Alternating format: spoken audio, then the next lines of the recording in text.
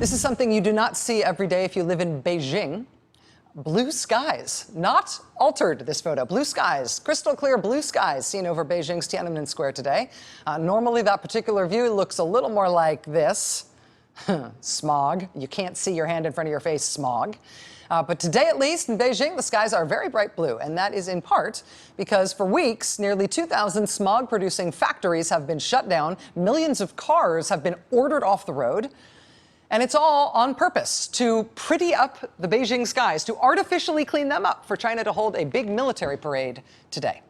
Parade marking 70 years since the end of World War II. This is going to be the largest military parade in Chinese history. 12,000 troops taking part. It's a military parade, so it's a show of force in some ways, and that's controversial for all the obvious reasons. But for all the military chest beating and the not inconsiderable triumphalism that this represents for China, this is also China's way of commemorating in a way that it hasn't necessarily done in such a big way before. It's their way of commemorating not just the end of World War II and victory in World War II, but also how much China sacrificed in that war. China had 14 million people killed in World War II. That war created 80 million Chinese refugees. The forced movement of 80 million people. 80 million people. A phenomenal number of human beings forcibly displaced. And while every allied country, I think, imagines itself to be the hero of World War II in some way or another, countries around the world, including ours, are still grappling with the conscience implications of what we did not do for some of the worst off refugees in that global war. And now, in a smaller way, a different way, it's happening again, a humanitarian crisis of refugees, women and children, whole families, a crisis that is getting increasingly acute every day.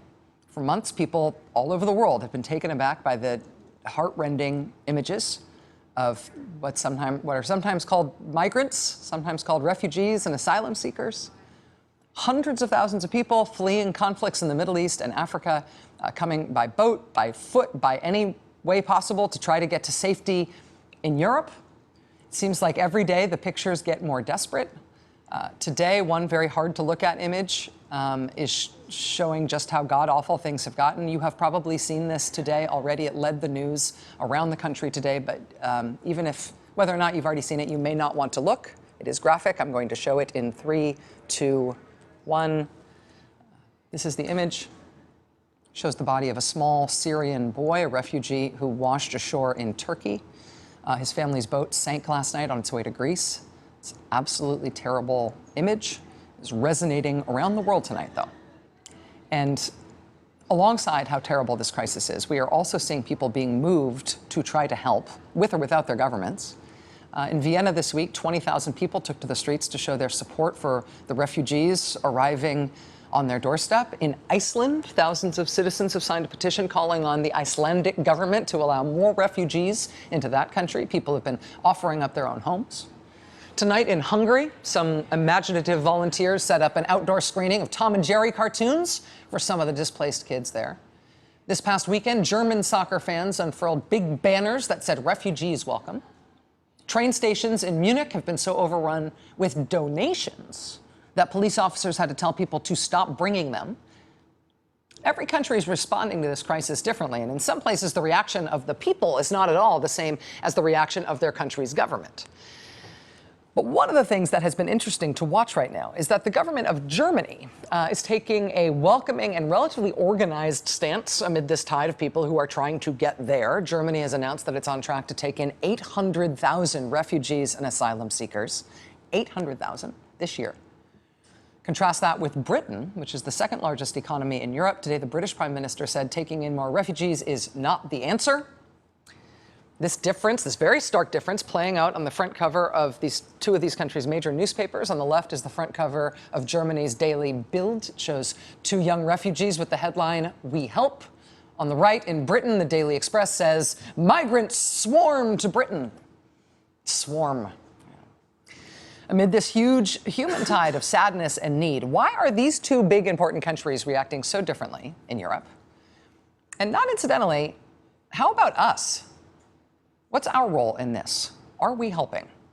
Do we have plans to? How should we? Joining us now for the interview is David Miliband. He's the former British Foreign Secretary. He's now President and CEO of the International Rescue Committee. Mr. Secretary, it's a real honor to have you here. Thanks for your time. Thank you very much. Good to be here. How should we understand the difference in the German and British reactions? Obviously, they're both very close allies.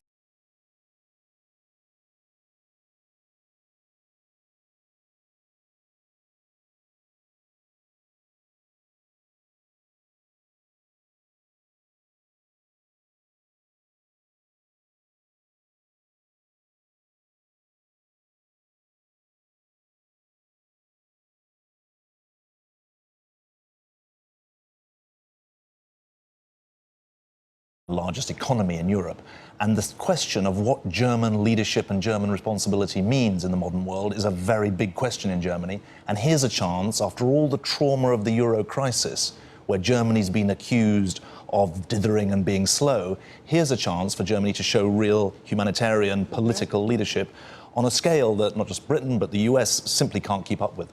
When we look at these images and we look at the almost sort of it's kind of hard to get your head around the scale of this and the fact that it is unrelenting now, this tide of people, and the fact that people aren't just coming from one place, they're coming from so many different war-torn places.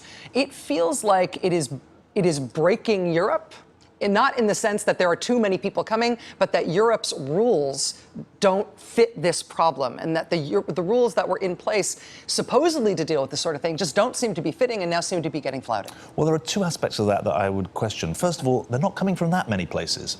The International Rescue Committee, my organisation, we have staff in Greece, on the islands of Greece, where people are arriving. Mm-hmm. 2/3 of the refugees arriving in Europe are coming into these islands. More than 60% of them are from Syria.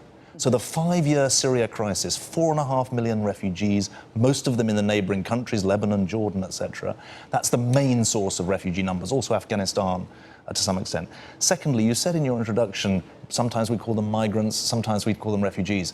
There's a huge difference. Right. And one of the most dangerous things, including in Britain, is the fact that the idea of a refugee, the status of someone who has a well-founded fear of persecution, which is the definition of a refugee in international law, that's being muddied, that's being diluted, it's being undermined in this talk of, well, migrants who choose to come for economic reasons. Right. And all the headlines are about migrants as if this is just immigration, as if this is people moving in a normal context without the pressures. And it's really important to say to people, this isn't about being politically correct, it's about being correct.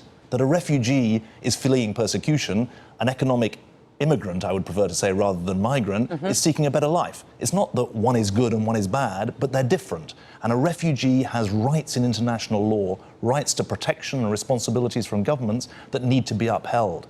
And one of the fundamental challenges now is to ensure that the very notion of a refugee is not lost in the talk and the headlines about a migrant crisis. What about the United States? Obviously, the United States geographically is in a different position, particularly with regard to these people who are coming from Afghanistan, people who are coming from Syria, making their way by land across Europe. But what about American leadership? I mean, historically, America has been the leader of refugee resettlement.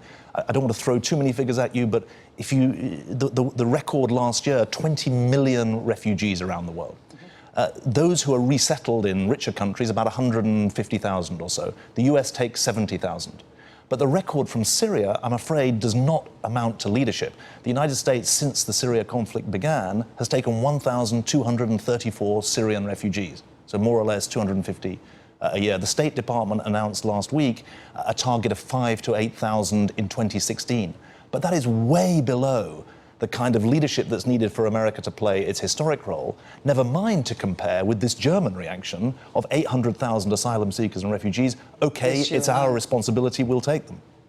David Miliband, former British Foreign Secretary, President and CEO of the International Rescue Committee now. Thank you for being here. It's the world's most serious issue, and it's really nice to have you here to talk about it. Thank you. Thank you very much. We'll be right back. Stay with us.